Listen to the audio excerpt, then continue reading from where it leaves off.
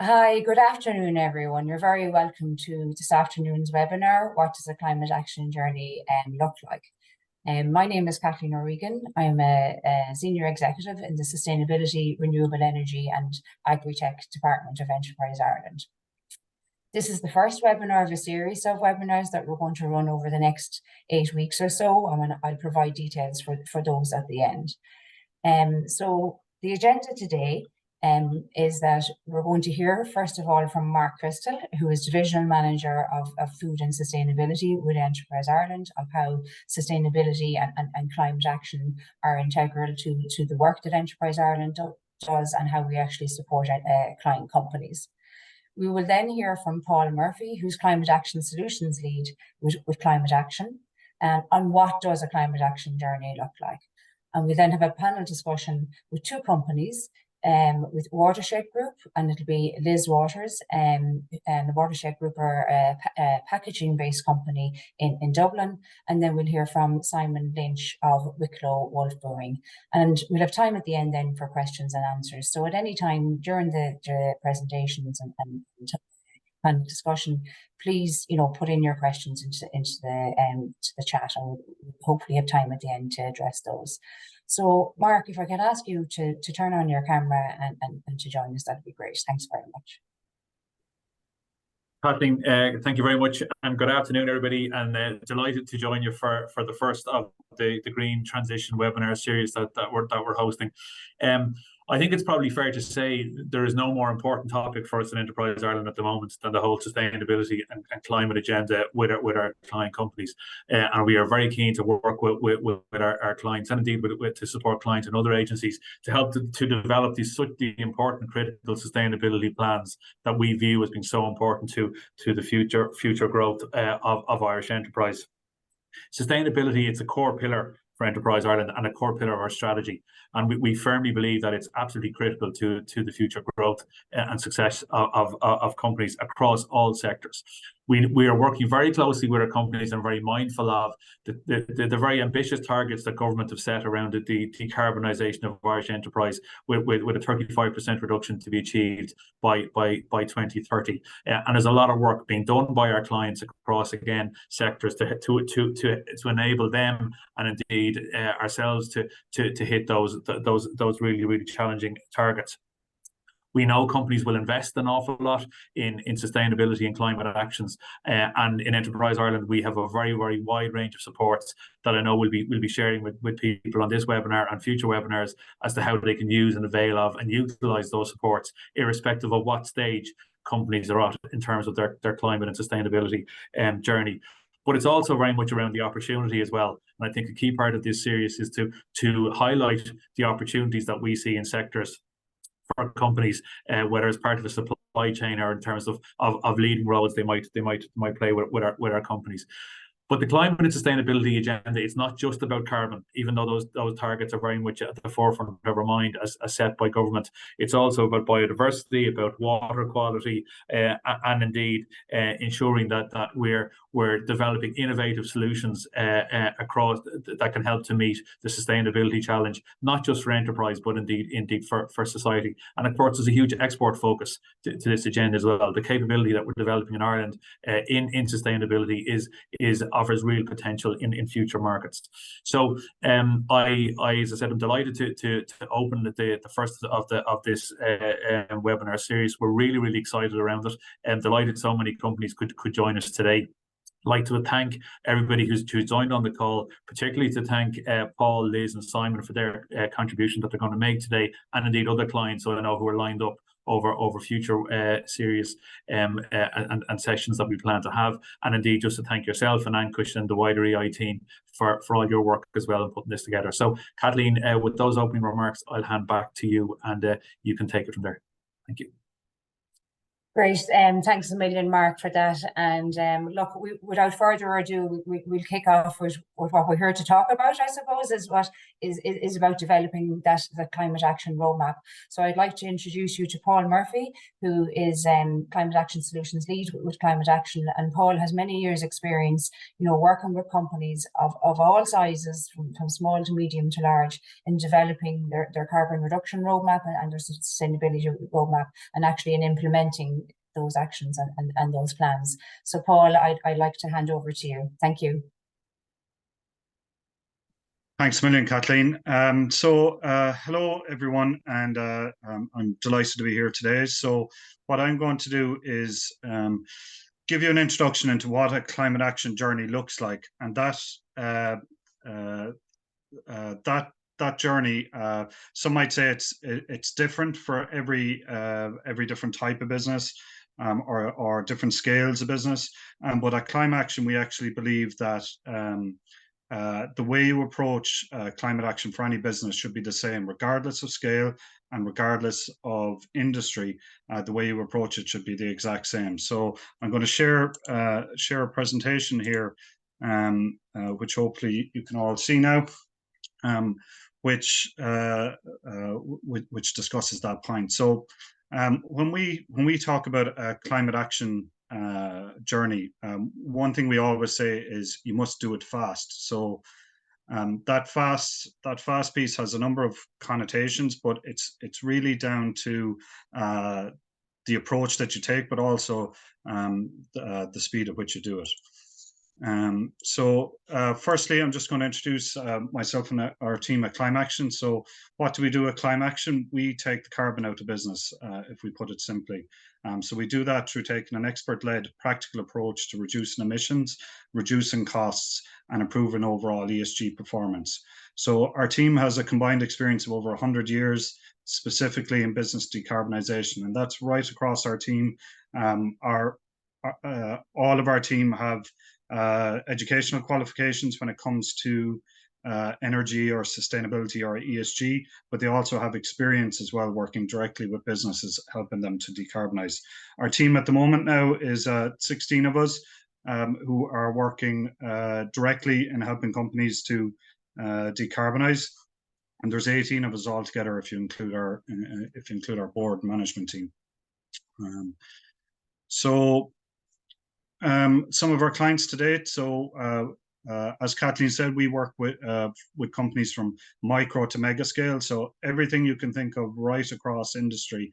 Since we've started in 2021, we've worked with about 380 companies of all scales. And that's everything from bars, restaurants, hotels, right through to medium scale businesses like Watershed Group and Wicklow Wolf that we will hear from today, right up to some of the world's largest companies, such as Analog Devices, Abbott, Bosch and Lomb, a couple of other companies like that. Very, very large multinational companies that we work with.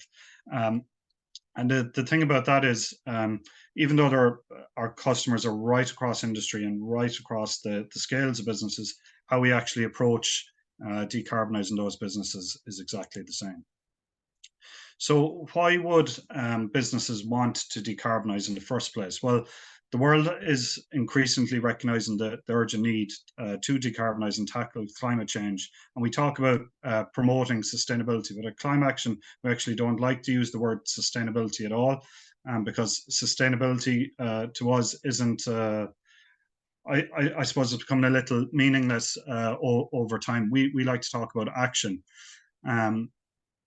And really that's coming from every angle, really, whether it's coming from the children of the world or the youth of the world, and Greta Thunberg is one of those famous people who has driven the climate agenda right across the globe, or whether it's coming from the politicians or businesses or your customers. Really, there's pressure coming from every angle on businesses to act more responsibly and to take action when it comes to climate change. So there's that pressure coming on businesses, but really, what are the benefits to it? Well, enhanced reputation is one. So customers with strong ESG performance and customers who can demonstrate that they're actually taking meaningful action, they will have a good reputation in the marketplace and can that can help when it comes to customers, investors, and other stakeholders. It gives them a competitive advantage because climate action in all cases makes business sense. So in every single, we've worked with 380 businesses, and in my entire career, probably another 150 across the world. And in every case, there's a return on investment for taking action on climate and sustainability. So that gives the businesses a competitive advantage because they save money, reducing their costs, but they also become more competitive because they're moving ahead of the curve and moving ahead of the competition in this space. Improve financial performance. So again, back to the return on investment and managing risks and capitalizing on opportunities when they present themselves. Access to capital. So many investors now are integrating ESG performance metrics into their investment decisions, and businesses with robust ESG performance attract more capital and more socially responsible investors. So an interesting statistic I heard recently that over 63% of all the money moving in the EU is moving through EU mandated or ESG mandated funds. Risk mitigation. So climate action or climate change is a significant risk to business. It's a risk in numerous ways, whether that's financial, regulatory, reputational, or operational risk. But by far, I think the biggest risk that any business faces from inaction on climate comes to the people that are working for you. So more and more as people become more aware of climate change and become more aware of what businesses should be doing in this space, if you are not acting, you risk not being able to hire the best people, not being able to retain the best people, and you really risk a situation where you lose your best talent within your business to other businesses that are taking action. Innovation and efficiency. So when you take a look at your business in this way to try to transform it and improve it, you'll obviously find new innovations and new ways of doing things that can make you more efficient, but maybe more innovative in your products and services. And I think our guests later will talk about how they've used sustainability to innovate in their products and services. And employee engagement and retention. So I'd already spoken about that. So I talked about us working right across industry and right across company scales, and I talked about doing it fast. So when we talk about doing it fast, what we mean is to take the fast approach. F for footprint, where you understand your baseline impacts across your environmental, social, and governance areas. So you're starting with a carbon footprint and an ESG maturity assessment. Understand where am I now, and how. And once you understand where you are now, it's very easy to identify how you can improve. Audit. So understanding.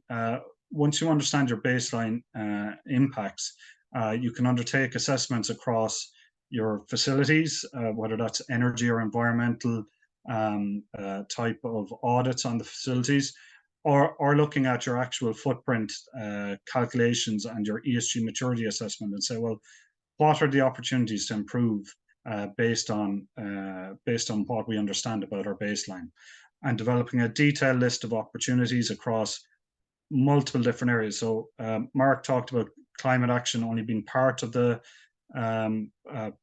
puzzle, really, and that's very true. So when we look at a business, we look at it holistically, looking at climate, environmental, water, waste, carbon, suppliers, lots of different aspects within it, transportation, and all of those audit opportunities end up on one list. So for a typical business we work with, so a medium business, you may end up with 30 to 50 opportunities on the list. For a large business, we worked with one recently where we ended up with 350 different opportunities to reduce emissions, improve their overall performance, and reduce costs. So when you have so many opportunities, and I suppose every business is limited by the resources, you need to work smartly. So that's where we work on this, on the strategy piece. So we look at the business, help them to set goals that are realistic and practical, and develop that into a strategy then based on return on investment, ease of implementation, what might be happening within the business to actually come up with a step-by-step strategy for the business to take that allows them to achieve their goals. And finally, then once we have our baseline understanding, we have all of our opportunities, we've developed that into a strategy. We look at the strategy and we look at the team then within the business that are going to deliver on that strategy. And we say, well, what does that team need to, what capacity does that team need to have to be able to deliver on that strategy? And that might involve, for example, training to the finance team to undertake the carbon footprint assessment themselves the following year. It might be training to the operations team to help them to identify opportunities for improvement in their day-to-day operations or track their performance metrics so that they can keep on track. It might be looking at someone who's working as the lead of the overall delivery of the strategy and saying, well, what educational experience or what courses do they need to do so that they're well informed to be able to lead the particular projects. Or maybe even looking at the leadership team and say, well, what capacity does the leadership team, the management team, the board, what do they need to actually deliver on the strategy? And that's the training needs assessment. So the last part of that. So that FAST process for us in all cases from micro to mega scale takes 6 to 8 weeks to complete. And we've done that. We've implemented this with hundreds of companies, and it works. And the reason we do it in such a short space of time, rather than dragging it out over 6 months or a year or things like that, is because the scale that companies need to, the pace at which companies need to act is so significant. With the CSRD coming down the line for large companies, with pressure coming from their customers to demonstrate improvements in performance at the SME scale, there really isn't time to look for perfection when you're doing your initial approach. So it needs to be in that kind of 6 to 8 week timeline. So when we're looking at footprint, we're looking at the environmental footprint, but we're also looking at the social impact of the business, the governance performance of the business, and the overall ESG performance of the business, then bringing it all together. And usually over our program, that footprint piece would take from 1 to 5 weeks. So a lot of the information that informs the opportunities for improvement comes from this stage. And really what the footprint piece does is it enables businesses to work smarter to decarbonize or to improve their performance. There's lots of standards when it comes to footprint. I won't go into those now. Many of the people might be aware of them. But some of the common challenges, I guess, that come with the footprinting is the availability of data. So data is always a struggle in gathering the information. Companies tend to try to strive for perfection at the outset, and really when you're trying to work at the pace that we recommend that companies should work, looking for perfection is not ideal. Really what you need to do is get something done, get it as good as you can with the time that you have and resources that you have available, and improve over time. Analysis paralysis is a common one. So companies typically spend a lot of time analyzing data and information and worrying about data, when really that's not the value add piece. The measurement piece is important, but the action piece is actually the most important. So identifying the opportunities and acting is far more important than getting your measurements right at the outset. Difficulty finding suitable factors when it comes to carbon footprinting, or the time of data to gather the data is not considered and isn't prioritized. So really there's lots of challenges. How we simplify that for companies, and Simon that will speak later is from a company called Wicklow Wolf. We do what's called a carbon stream map, and basically what we do is we map the inputs and the outputs of the business at a very high level so that it's easy to understand for everyone. We then identify what data is readily available and what data isn't available. And based on that, then it's very easy for the company we're working with and us as the consultants to help them to get their understanding of where their carbon impacts are. and that could be used by anyone. It's basically a slant on the value stream mapping method used in Lean.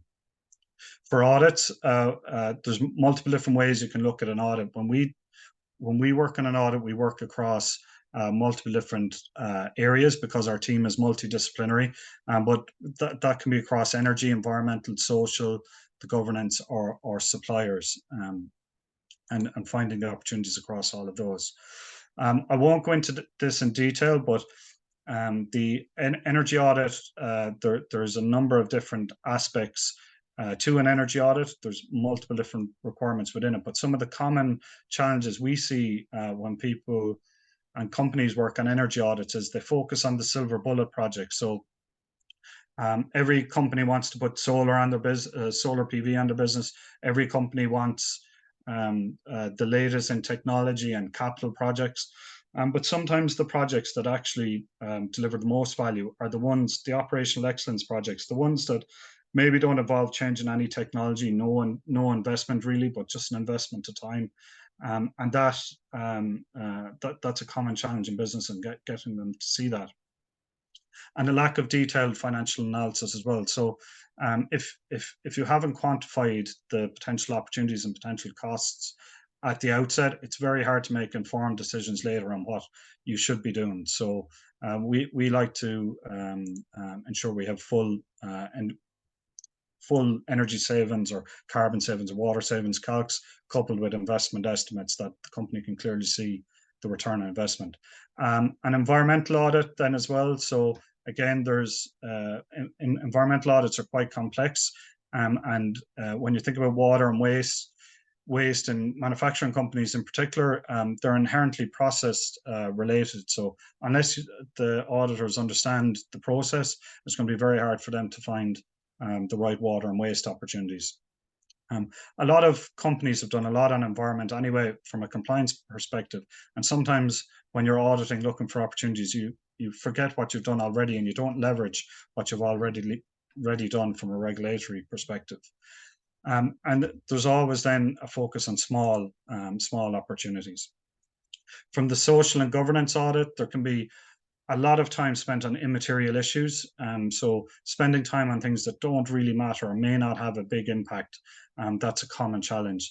And again, the wrong people asking the questions also. So sometimes if management are asking questions to staff, they may not get the right type of answer. So sometimes it's good to have kind of peer interviews, peer workshops, different things like that to, I suppose, get the information out of the team that allows for, I suppose, an honest view or an honest approach. Supplier audits. So again, when you're looking back at your supply chain, that can be very complex depending on the number of suppliers you have. One common thing that we see is a lack of response from suppliers in responding to companies. And generally what we find is many companies ask too many questions at the start. So we get a lot of work from SME companies in particular that get sent these big 30-page audit questionnaires from large companies. Every single one of them is different. Every single one is asking different questions, and they're wondering, well, how do we respond to that? So when we're working with a company, and what we would advise to anyone is that when you're approaching your suppliers, keep it simple. Ask them 2 or 3 questions at the outset. It could be, have you set climate action goals? Yes or no. Do you understand your carbon footprint? Yes or no. Do you intend to act on climate in the next 6 to 12 months? Yes or no. And even just by understanding that, it then allows you then to go back to your suppliers and get more information out of them. When we're looking at opportunities, so when I talk about the detail that's required for companies to make an informed decision, this is the level of detail that you should be seeing on an opportunity list. And that will include the savings, the grants that are potentially available, the rebates that are available for different things, energy savings, water savings, waste savings, and looking at that so that you can actually develop your strategy. So you see here a lot of the projects on this particular list, the very fast return on investment. On the strategy piece, then it's really about setting goals, developing an implementation plan, and integrating that plan across all functions. So engaging your stakeholders in your strategy is also important, and that includes your employees, but also your suppliers and your customers as well. Like, what would they like to see from your business in your strategy? Because if you develop it, I suppose, within your own bounds, it's very hard to understand what's wanted from your employees and what's wanted from your customers or suppliers as well. Monitoring and reporting. So from the outset, it's very good to understand what you want to monitor and how you're going to report. So common challenges we see with setting strategies is there's a focus on long-term goals and they forget to act. So companies set science-based targets, have a emissions reduction by 2030. And that's fantastic. That's great that they do it. But the point is, what are you going to do in the next 6 months? What are you going to do in the next 12 months, the next 2 years? Those shorter term goals are really important because it drives the change within the business. Strategy development is very complex, and it requires engagement across all levels of the organization and across all business functions as well. So when you're setting the strategy, you should be working with your employees, working with different departments, working with finance, marketing, engineering, facilities, working with everyone within the business to understand, well, what does each stakeholder need, and coming up with a common strategy. Because one of the key things that slows down businesses in acting is confusion across departments and a siloed approach, which means that sometimes different departments can be pulling against each other when it comes to delivering the results. And again, the focus on the silver bullet projects. So fantastic to focus on the big projects and get them done, but capital projects take time, whether it's you're needing planning, you need design, you need the money itself and the time to actually do the project. If you're just focused on those big silver bullets, you're missing all of the benefits you can get from taking small incremental steps in your operational excellence type projects within the business. This is just an example of a strategy, and this is a very high level. This particular company, we had over 200 opportunities across the company, but it just these have been grouped in. So you can see here, step by step, this particular company knew what needed to be done to achieve their goals. When you're setting goals, targets, and looking at reporting, there's lots of different standards out there at the moment. And I suppose the trouble with lots of different standards is companies want to know, well, what should they do? And really, these are the key standards that we would look at when we're looking at businesses. And really, for most companies, science-based targets should be the absolute minimum you should be committing to. You should be disclosing your information through your carbon impacts through the CDP. And when you're looking at systemizing your approach using the ISO standards is incredibly important as well. If you're looking for a fully integrated type approach, which really picks up some of the best bits from a lot of standards and really simplifies the approach, the B Corp standard is something that is very applicable to businesses of all scale, whether that's micro to large scale. It's something that could be used. And the training needs assessment then. So if you have your strategy, you have your ops, you know where your baseline is. It's really to understand what capacity your team needs. So that can be done through surveys, interviews, or focus groups.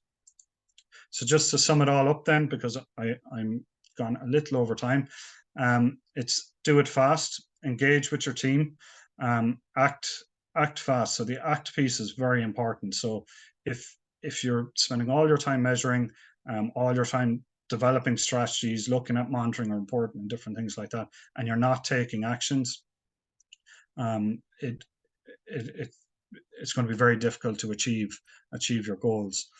Systemize your approach. So that's looking at the likes of your ISO 50001, 14001, and other things to take a systematic approach to actually managing, monitoring, reporting, and acting and bringing it all together into one unified system.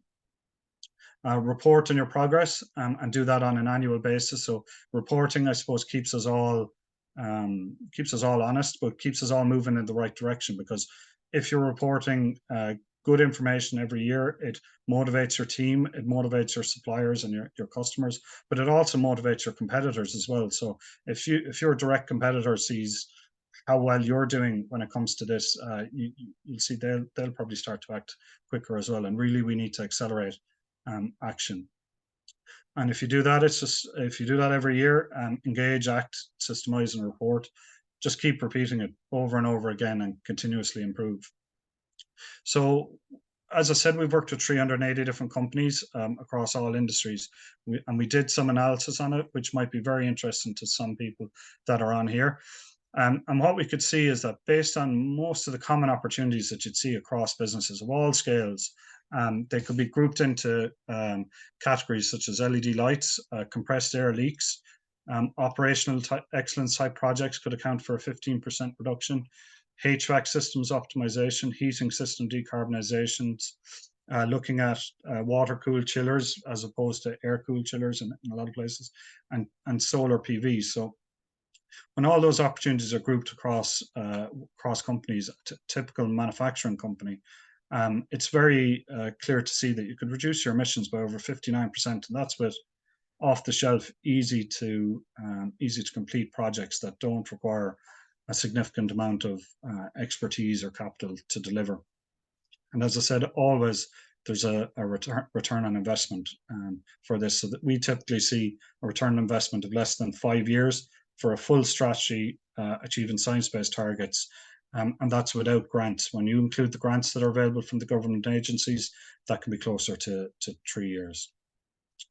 So that's it for me, really. I hope I've explained what a climate action journey might look like for a company in a nutshell.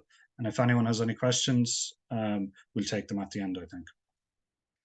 Great, thanks, Paul, for that. Look, that was really informative, and I really like your acronym FAST, FAST. I mean, it's and how how it can be carried out in a fairly short period of time. So I think for a lot of companies, it's that challenge of not knowing where to start, because sustainability is such a big area.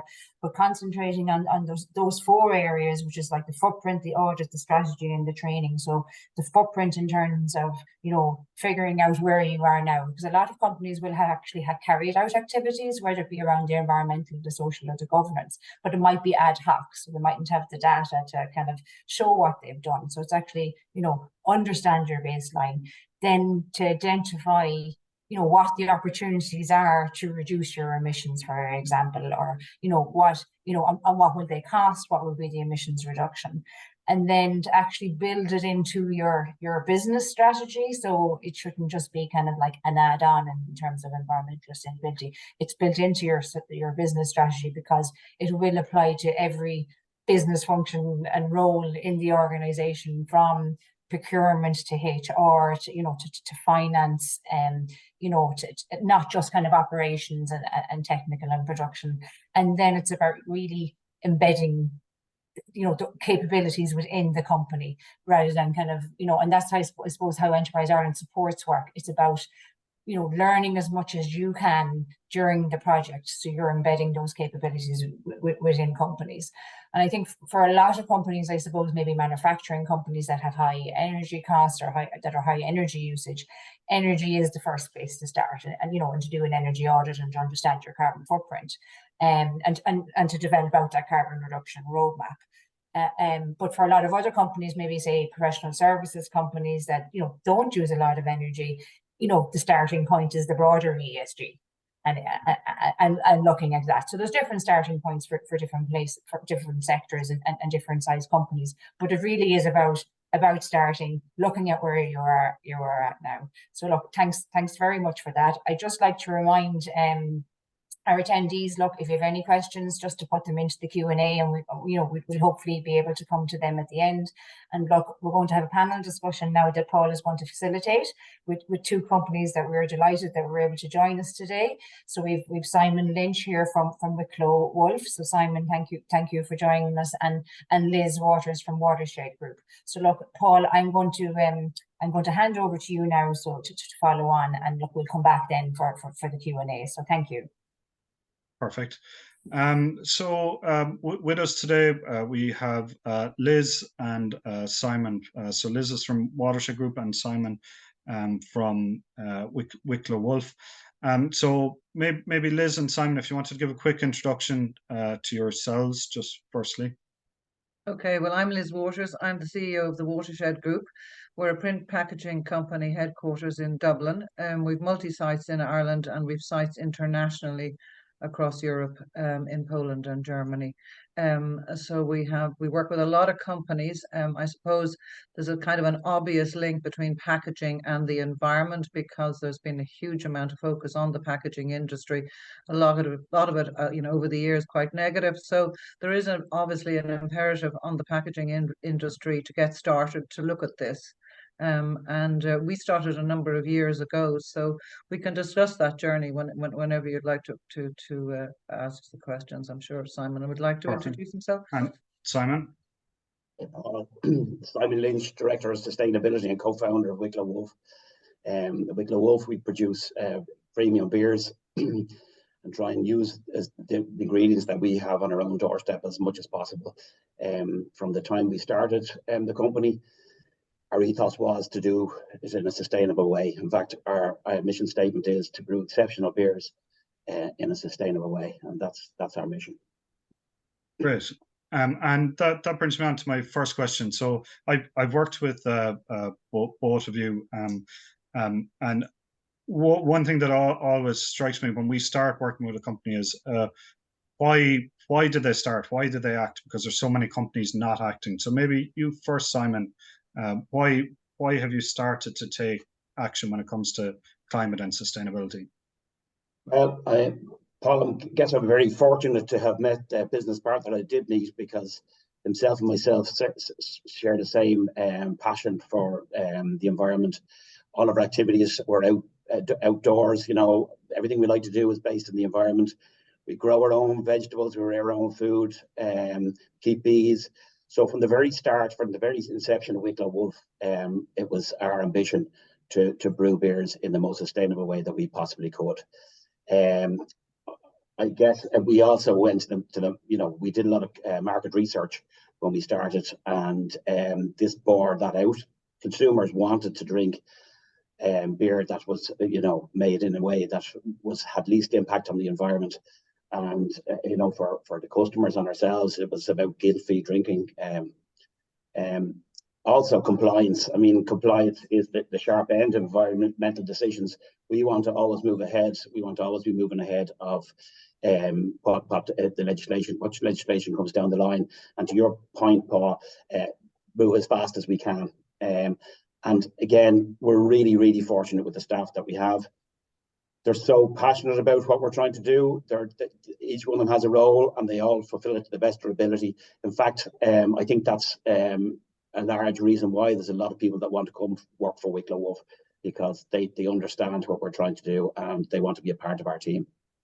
Yeah, and I would get that feeling when working with your team as well, that it's pure passion. It's genuine passion about what they're doing. It's not something that's learned. You've just hired the right people from the start. And Liz, for you, what motivates you and Watershed Group for acting in this area? Well, I think it has been increasingly on the agenda. Sustainability is increasingly on the agenda. And we would work with so many food and drinks industry, brilliant companies like Simon's, it sounds wonderful, Simon, who are producing fantastic products. And Ireland has always had very high quality of food. So there's a natural sort of tendency now in our customers to look for suppliers like ourselves in packaging that are moving into the sustainability space as well. Because obviously, if you're producing a very organic food, very clean quality food, you want your supply chain to be equally as clean. Now, this impetus sort of started a number of years ago. Then we had Brexit, then we had the supply chain issues, then we had a pandemic. It slightly fell off a cliff, but a little like Simon's point, I think everything we do is a reflection of ourselves and his business and his business partner. It's very much a reflection of himself, his passion and his interests. And while I'm not quite at Simon's level, I've always been a passionate gardener. I love my garden. That is my downtime, my free time. So I think people who have that connection with the environment and with the earth are more likely to be influenced and move quicker into this area. Now, the second thing is we have in a watershed, we've also always promoted a culture of innovation, and we've always, so what does innovation look like us? What are the key pillars of innovation for us? And it's always been measured on value and being transformative. So if it offers value and it is a transformative project, then we'll always give it, we'll always consider it. We were first to do a number of years ago, again backed by Enterprise Ireland. We were the first in the UK, Ireland, to do a sustainability R&D on compostable materials, compostable inks. So we were already moving into that space. And then we worked very well with Enterprise Ireland. We're very anxious to put on. We're very, very keen to always be early adopters. And when it was our team in Enterprise Ireland, our DNA, asked us about the green, we were immediately interested in it because it fed into very much into our culture of innovation. And also for the first time with you in particular, Paul, we could see that this was something that could be measured. Up until we sort of got in with the green consultant, we were not sure of how to start, which I think is a place that a lot of people find it in. Right, we could have just confined it to materials, which we had started. We'd started with the compostable materials. We'd started with the recycled content, and we could have kind of stopped there. But then when we realized that this is actually science-based, that the targets are science-based, that they're measurable, that you can get a metric, and that there is a very clear pathway forward with a number at the end of it, then business now can plan, because everything in business is about preparing and planning. And we would see ourselves as being future capable. That's what we would like to offer to our customers. You see a lot of companies saying they're future proofed, but that sounds a little bit reactionary. When you're future capable, you're out there as a problem finder rather than just a problem solver. So obviously our business, our day-to-day business, is a problem solver. But when you are looking at, when you see yourself as more of a problem finder, you're then you're looking at problems that maybe other people aren't, and you're prepared and you have an innovative team that are going to solve it. And when you have the backup, like this huge backup from government and Enterprise Ireland now, huge support. And when you have people like you who can offer those kind of metrics and a pathway and can give us a number, like we know now that our target is 43% on our waste material. So then you start looking at what else can push that metric up. So as you know, with printing, there's a lot of machinery, there's a lot of electricity. So we moved into the solar. There's a lot of machinery that can print faster and quicker, that you can digitalize your workflow, you can change your lamps. So the journey becomes much bigger than you ever would have envisaged, but it becomes safer because it's measurable. And there's an end game, and you put a date on it, and you know that you want to achieve this by that. So I just think it's a brilliant thing. We're very enthused about it. We've moved on to the social piece now with the staff measuring all that. That's equally fascinating. And it's something we've really adopted, and we're absolutely thrilled that we're doing it. Fantastic. So you touched on some of the projects that you've completed there. Could you just give a quick summary of what you've done so far? Well, what we've done so far is we looked at our electricity. So we've solar panels up on sites now, so that's a big thing, and we've got the app, and that's everybody's terribly enthusiastic about looking at the numbers of the amount of credits we have and the amount of trees we've saved. So that's again highly motivational for people to have that visual, again, something that's achievable and measurable. So there's that. We've done a complete material scoping of all of the substrates that we offer to our customers, and we are able to SKU by SKU now tell individual companies which papers, which materials will have higher carbon footprints than others. So then it's measurable for them as well. And I think that feeds into, you know, how do you onboard your customers with this? How do you excite them? Because whilst we have a small enough footprint in, you know, in what we do, we have a massive ability to influence the supply chain of all of these companies. And between our sites in Poland, Germany, and across Ireland, we have thousands of customers, and we, in a very small way, can help them positively impact their footprints. Fantastic. Because we've also adopted the AD Circular project. That's another thing we've done. We were the first in Ireland to onboard with a significant producer of waste. So they're into their third load now, which is very impressive. And Avery Dennison are amazed at how much has been moved to being recycled there. We're looking at LED lighting. You know, there's so many different things going on. It brings to your point is that if you're just looking at one part of the journey, you can stop. But you know, in consultation with you, there's so many other parallel things happening that are now going to feed in. It's much bigger than just measuring your material footprint or your waste or your energy. Everything you do suddenly becomes up for under review. Yeah, and just from listening to you speak there, I can see that you've evolved in your thinking as well. So originally you would have been thinking within your four walls or within your organization, Exactly. but now you're starting to think of the impact that your business can have, a positive impact that your business can have with your customers and yes. and that as well. So Simon, what have you done at Wicklow Wolf to date? We built a new brewery, a purpose-built brewery, back completed in 2019. I mean, during the construction of that, we made sure that the building was insulated properly. We have light monitors throughout the building, LED low voltage lighting. We actually built a sump in the production area to capture any water if in the event of a major leak. That wasn't asked of us. We offered that, and I think that was one of the reasons that we got planning, you know, straight away, because the EPA were happy that, you know, it showed intent. We wanted to do things the right way. We invested heavily in a brewing equipment, the German engineered Braucon kit, which is state of the art, the most efficient brewery you can get. It's a closed fluid system, so not only do our neighbours not get the odours from brewing, we actually are able to capture that heat from the exhaust fluids and actually reuse them in our brewing. So the system itself is very efficient. We moved from bottles to cans. That was huge, I think, step for us. And cans are infinitely recyclable.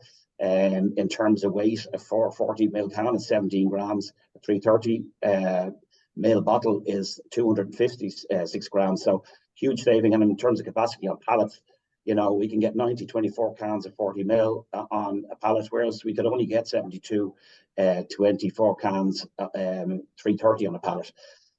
As well as that, their cans are they're easier to refrigerate because there's a thinner membrane on the wall and better conductor. And also, it's one of the other important points. It's actually better for the beer quality. It doesn't oxidize or suffer from light shock. Water, within the system that we have, CIP is cleaning in place. We actually reuse the wash water. There's a massive saving on that. And we estimate that we can use up to half the amount of water that other breweries can do, including some macro breweries. I suppose in terms of waste, all of our waste is utilised. Our semi-solid waste, which includes beer, spilled beers, hops and yeast, goes to anaerobic digestion, which obviously converts to methane gas and soil substrate. And about 250 tonnes per annum of our spent grain goes back into the food chain for animal feed to a local farmer, which is literally just up the road. And I suppose the other thing that's really close to our heart, and it was a big part of what we're doing at Wicklow Wolf, and in fact, we'd established it before we actually brewed the beer, was our Locavore project and our hop farm. So our hop farm as you can see from the backdrop behind me, it's about growing hops up there. It's about the tree planting we've done. We've planted thousands of trees. We've actually just finished a collaboration with Brennan's Bread. We produced a beer called Slice Can, and off the back of that, we used their stale bread that wasn't consumable, and we produced a beer called Slice Can. Off the back of that, we'll be planting 2,000 trees this year, and we try to rewild the areas and create biodiversity up there. And the Locavore project is based on, around the provenance of the food we have on our doorstep. A locavore is a person whose diet consists of food and drink from their locality. So we do 4 seasonal beers for the seasons. The latest one is a sour that we've done with Alan Conroy from Kilback. And we've done one, our spring one was done in collaboration with Open Hive. It's a honey Hefeweizen beer. So there are a couple of things that we've done so far. Oh, fantastic. And I know from working with you that you have other projects on the way as well. So you're on the journey to becoming a B Corp as well. That's right. I think the next steps for us, on the journey, the carbon capture, which Paul, you're helping us with. So there's, during the brewing process, there is a huge loss of carbon. And what we hope to do is we hope to harness that. It could be somewhere between 50 and 60 tons per annum, and reuse that in the system. So not only are we not wasting it, we're actually reutilizing it again. And that will be that'll be a huge saving, 100K or more to us annually. So that's one of the projects we're doing. Labeling, we're just starting to return the label backs so that they can be recycled into new labels. Obviously, with labeling, and the deposit scheme, we're sort of in a bit of limbo just to try and get, to bottom out what's required of us, and also about labeling products as carcinogenic. We have other plans there, but they're on hold just for the moment. Simple things like compactors for cardboard, for cans, and for waste, which will cut down the amount of bins we have, and therefore the amount of trucks that we need to come and collect it. Where at the moment a grain silo is being fabricated for us. This will mean that the 25, 30 trucks that are delivering to us annually will be reduced to 6 or 7, and we save over 8,000 sacks from having to go into the recycling system. So big saving for us there. And solar panels. We've also installed solar panels at 120 kilowatt of power on our roof, and that gives us about 40% of the electricity we need to run the brewery. That's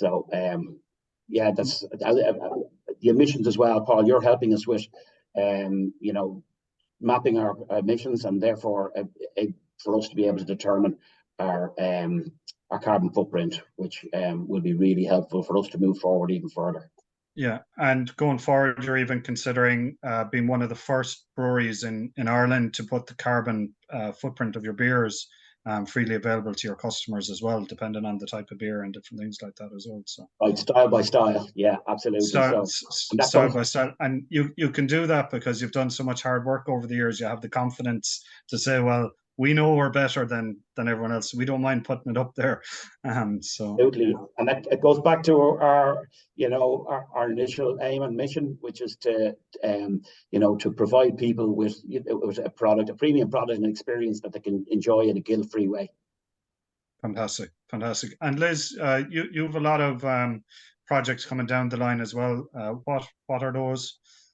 Well, we have a lot of innovative projects coming through. I mean, on materials, we will be showcasing in next week in Label Expo a new linerless label, partnering with Avery Dennison, who, as you know, one of the biggest in the world in the materials. So we will be on stand showing a linerless label. And for those people who don't know what a linerless label is, a label has 2 parts to it. So if it's 10,000 meters of a label, you have 10,000 meters of a liner. So the liner is removed. So now you are reducing your waste on the label, and it'll have a different capability, technical capability. So it's again first to market. It's a very innovative project. We were the first in Ireland, as I said, to get the AD over the circular over the line, and I think we'll be the first, one of the first anyway, to get full ESG, hopefully by the end of the year. As you know, we're striving very hard to get that. It'll put us up with the the PLCs of the world. There's not too many, handful of companies in Ireland, regardless of in packaging. So we'll certainly be the first packaging company in Ireland to go for full ESG. So there's quite a lot of projects going on. Obviously, there's projects to change our technology, to upgrade our technology so that it's more efficient, more energy efficient. Setups are a huge thing in our business, and obviously leaching electricity. So anything that can reduce that, lots of projects, lots of things in line. And as I said, once you start looking at this, it gets bigger. And to your point about leadership, once it's escalated to a leadership team, and rather than just seen as a side project by somebody who's not got maybe the decision-making ability, hasn't got the ability to run the numbers. We're a very number-driven company. So once you escalate it to senior team, it becomes of great importance. Things start happening and your fast starts to work. Fantastic. And Simon, if you had any advice just to close it out for any company starting. So Liz had some great advice there on when it's escalated to the leadership team, it can make it happen. Would you have any advice to any companies starting out on their journey that could help them to, I suppose, achieve what you've achieved? Yeah, to your point, Paul, start immediately, get on the road. It won't be perfect to begin with, but just start it and get your every journey begins with the first footstep. So and it is intimidating. It is hard. I mean, I think trying to find the knowledge is crucial. So I think, getting a consultant to help you on that journey is really important. Be lean with your company. If you're watching the costs, then you're going to be, you're going to reduce as a byproduct of that your waste, and I think that's really important. For us as a food and drinks company, the Origin Green certification was very important because that really focused our minds. And again, it was difficult, it was time consuming, but it really gave us a roadmap of the journey we were about to undertake, and gave us an impetus to do that. EI, talk to EI about grants, and there is grants available. We'll avail of them because there is financial implications to doing the right thing and to being a sustainable company. And any help you can get from anybody, I think, is very welcome. And Enterprise Ireland have been very helpful to us. So talk to your DAs. For us now, the next stage for us is B Corp. Again, there's a lot involved in it, but we're really eager and we're down the road on that. So hopefully we will be a B Corp member before not too long. Fantastic. So that's everything from us, I think. Kathleen, we'll pass it back over to you. That's great. And look, thanks very much, Paul. Thanks very much, Simon. And thanks very much, Liz, for taking part today. I think that was really insightful and informative for hopefully all our attendees. I know what came across to me, I suppose, was perhaps the passion that you all have in this area. And I know, a lot of companies and a lot of people here will be the same. So I suppose it's to know that there's expertise out there, such as Climate Action. We have a directory of, over 100 green service providers on our website. So, you don't have to do this alone. And some of this come up and questions that were coming through the Q&A about skills, about support. So look, there is support there, there's expertise there to help you build your internal capabilities, because it's your company and it's your business, so you do need to own it. And as Liz said, there needs to be that senior, management and leadership buy-in, but it is about buy-in from all employees, because this will affect everyone in all their roles and in all our lives, really. So look, I might just kind of go through some of the questions that are there. And we mightn't be able to go through them all, but a few of them have been touched on actually through the discussion today. Simon, you mentioned lean as well, and that came through in one of the questions. You know, do you recommend perhaps a lean program in complement or in association with the FAST journey? And I mean, lean and digitalization, these will all enable the sustainability transformation that's required. And it's just to have that green lens on that when you are making the decisions and looking at opportunities, that you're actually taking in that full life cycle assessment approach. So that's what I would say there. Absolutely. It is about incorporating lean and digital and green all together kind of comprehensively, into your business. In other questions that came through there, and one is in relation to you, Paul. So let me see here. It's first of all, it's many thanks for the excellent presentation. But what do you find is the most common reason, I suppose, that for companies that are delaying or not acting fast enough? Is funding the biggest obstacle, or what do you see as the biggest obstacle?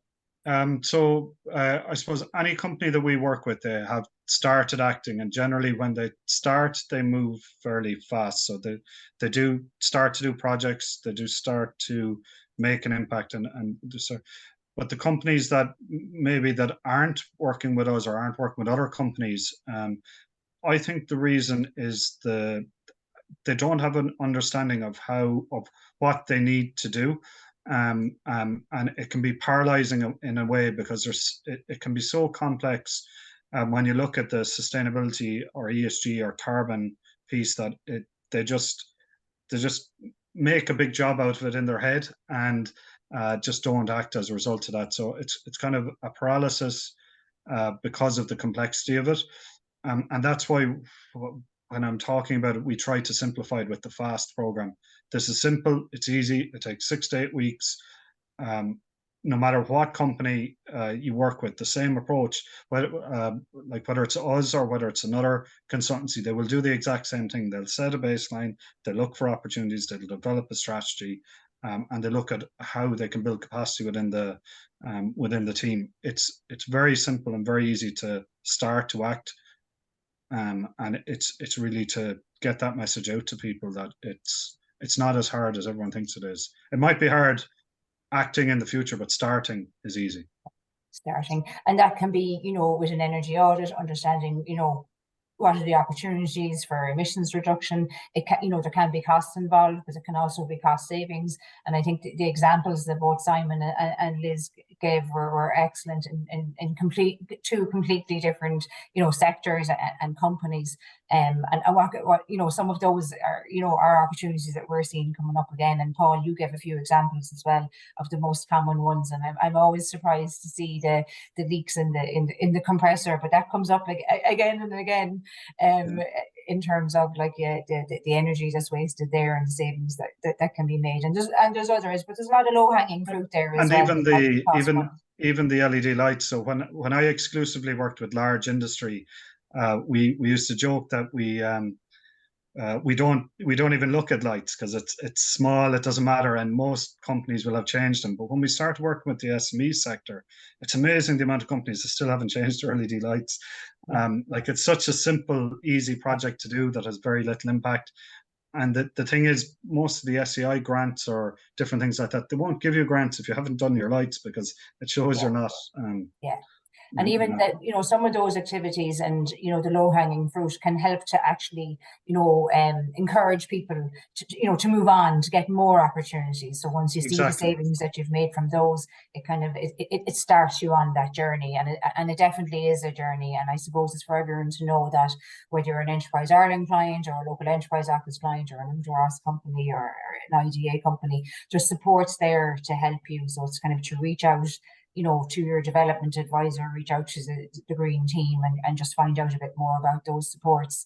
So look, we're just kind of just after 2:00 there. So what I just have a couple of maybe more slides to share here, and we'll hopefully wrap up. So I'm just going to share my screen here, and I just seconds now, and just make sure that we're sharing. Now,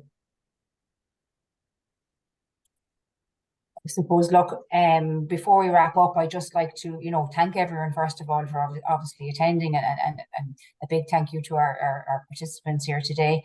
But a number of the other questions that we didn't get to address today will actually be addressed in other webinars, around green financing, around sustainability reporting and ESG, because look, there's a lot of, different standards and frameworks out there, and around green skills as well. So, we do have that's just a list of, I suppose, other webinars that we're going to, address over the next 8 weeks or so. The link is there for registration details and for any other, other information on the event. It's on our Global Ambition Client Solutions events webpage, and we'll be able to share this with all attendees after today's event. And also, I suppose, just to know that there are a range of supports, I suppose, as I mentioned, from whether it be Enterprise Ireland or, whatever agency that you're actually working with. So this slide actually just shows the supports in combination with SAI, as I say, and that SAI will have been mentioned today as well, in terms of they have a great range of supports as well. So it's kind of looking at the supports that are out there, seeing where you are on your journey. So the first step for a lot of companies is, we would say, is look at the climate toolkit for business. If you Google it, you'll find it, and you'll be able to just get an estimate of your carbon footprint for your organization, and it'll help you to develop an initial action plan. But it'll also help you to understand, well, what the funding landscape is like, what supports are available there from the different state agencies from SAI. And then for an SME that have an energy spend of greater than €10,000 per annum, if you haven't done an energy audit recently or before, SAI do have a voucher for companies to do an energy audit. They have an Energy Academy online and guides to energy efficiency and management. And then it's to look perhaps at our Enterprise Ireland supports. We have a range of supports, from a 2-day fully funded climate action voucher to develop that initial action plan, from Green Start to introduce, best practice, strategic consultancy, developing out a carbon reduction roadmap. Green Plus is a training grant to really embed, the environmental capabilities within the company, and that can be aligning to international standards, environmental management, energy management, emissions, life cycle assessment, learning how to do this yourselves, because this is a continuous process. And if you carry out, for example, a carbon footprint, that's just a benchmark in time. It's telling you what your carbon footprint was for the previous year. And we have a range of capital supports, which will range from, putting in meters to, decarbonising, manufacturing heating processes. So we've capital supports there. SAI have a range of capital supports, and they've recently increased their microgen, which is a solar support. So if you haven't checked that out, I'd recommend it. But other supports there from SAI, but to really transform, I suppose, look, we need companies to develop, more sustainable products, processes and services, looking at their business models. And we do have a range of RD&I supports, and this will really, mean collaborating with other stakeholders, and that was mentioned today as well. And Enterprise Ireland and IDA have a number of technology centres, clusters, there's a lot of European funding available there as well for collaborative projects, and hopefully then, to really develop that more sustainable product and service. But look, for more information, I just say, look, go to our website, go to globalambition.ie, Green Transition Fund, contact who your development advisor is, or, email ourselves, myself and my colleague Ankush, who has actually, been meeting out and organising these webinars. So thank you, Ankush, and it's behind the scenes here today. But, email myself or Ankush on green@enterpriseireland.com. We'd only be delighted to hear from you. And look, hopefully you'll be able to attend some of our future webinars. So look, I'd just like to say thank you to, to all our participants for joining today. And thank you, just to know, I suppose, look, we're here to help you on this journey. So look, thank you very much. Thank you. Thank you. Thank you, everyone. Hello. Thanks, everyone. Bye. Okay, Okay, thank you. cheerio. Cheerio.